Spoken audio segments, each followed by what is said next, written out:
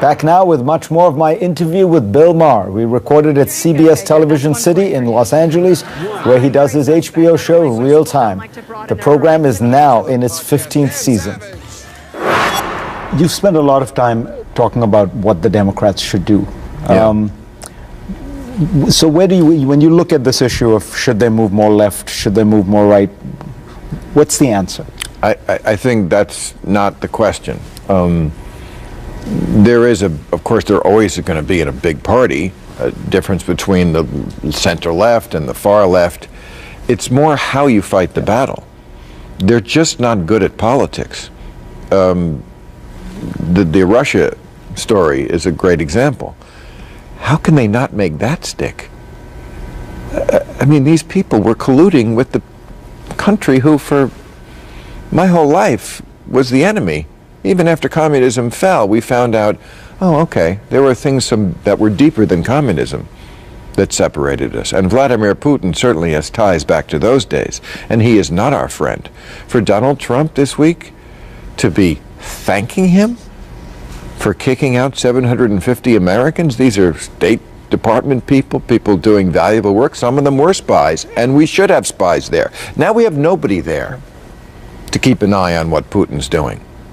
And the President of the United States thanks Putin. That's, you know, last week we had a Obama impersonator here, my friend Reggie Brown, who brilliantly, just said the things Trump has said. I said, what would it look like if Obama had said John McCain is not a war hero and so forth? I wish he was back here this week to do the one where Trump thanks Putin for kicking our people out. I don't know what it takes for the Democrats to seize on this. You know, they're saying it's not a winner for them, this issue. Make it a winner. It can't be that hard. What about the idea of having this gut connection that you know, the Democrats find it more difficult to have with particularly kind of the white working class? You know, I see the difference between Bill and Hillary so clearly. The same policies, right? I mean, they had the same advisors in many. People felt like Bill Clinton got them, just at the gut, and they felt like Hillary was aloof, distant. And that's how Trump voters and lots of Americans feel about Trump. I mean, so you've got to find the right person. Well, you know, there's a funny part in your special about why people went for Trump, where the guy says this guy craps in a gold toilet, and he got the working people to vote for him. But you know, a great point is made that, you know, the problems that we had a generation ago in urban America are not the problems you see in, you know, white middle America. You know, drug overdoses and families breaking up and joblessness, and you know, the center of town looks blighted. And I mean, I travel this country doing stand-up all the time. I've seen it. That's why one reason I thought, oh, Trump could get elected. You know, you drive through a lot of these cities, just from the airport to the hotel to the gig, and you're like, ooh. Wow, this place looks like crap. Somebody could win an election here. Yeah. Do you think is the circus of Trump sort of, is it entertaining people? Well, I mean, how it's great for you, obviously. But it's good for business. But I can't deny. But is there a danger that the circus becomes the new norm?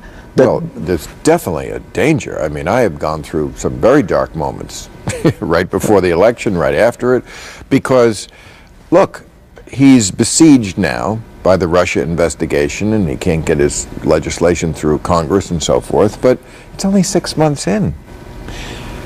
Say the Russia card is played out. Doesn't necessarily mean it's going to work. He could survive the whole Russia thing. And usually, you know, when you go after the leader and you don't get him, he becomes stronger. He totally wants to be a dictator. It's so obvious.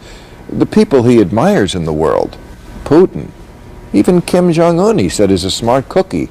It wasn't that long ago he said, I would be honored. I'd be honored to rain fire and fury on you. You know, Sisi in Egypt, and Duarte, and Nut in Turkey, and these are the people he likes. He so wants to be that guy who can do whatever he wants. I asked the panel last week, do you think, Ralph Friedman said, do you think Putin has ordered people killed? He said, absolutely. I said, do you think Trump would do that if he could? No. I do. I think if Trump could do that, he would do all the things dictators do. So yes, that's very frightening. And if he were, let's say, if Mueller came up with something substantial, a lot of people wonder, Trump may just go to the mattresses. He may fight back. He may do. Richard Nixon accepted the verdict in a sense of the American judicial system. Would Trump? I don't know if he was going to accept losing this last election. I mean, right up until the moment he lost, it was all about it's rigged. The whole thing was rigged. It's unfair. Now he's talking about how, it's just an excuse, this Russia thing. Just an excuse, he tells his people, to take the election away from you. Yeah, once somebody like that gets power, I don't know if you're going to get them to give it up, nor do I trust the voting next time. This is an ongoing problem. This isn't just something that happened once, the meddling in the election. They're going to do it again. Comey said so when he testified before Congress. He said they're going to come back. This is crows who found something to kill, and they like that nest, and they're not going to just go away quietly until we stop them. But the president, who's supposed to be our commander-in-chief in this war, and it is a war, is AWOL in the battle. To me, that's impeachable. So here you are, you do comedy, and you sound like you're having some dark thoughts. I am. I mean, he sued me once. I can only imagine if he had dictatorial powers, what he would do to people he doesn't like. I mean, it's obvious that if you're not on the side of just completely kissing his behind, then you're an enemy. I mean, he goes after Mitch McConnell and his own attorney general. What do you think he would do to somebody like me if he ever heard the things? Thank God he doesn't watch the show. People say, "You think Trump watches the show?" I hope not. Please, I hope he does not watch the show. Otherwise, you'd be in jail. I could be. Bill Maher, pleasure to have you alive and free. Okay. For as long as it lasts. Thank you, Fareed. Pleasure.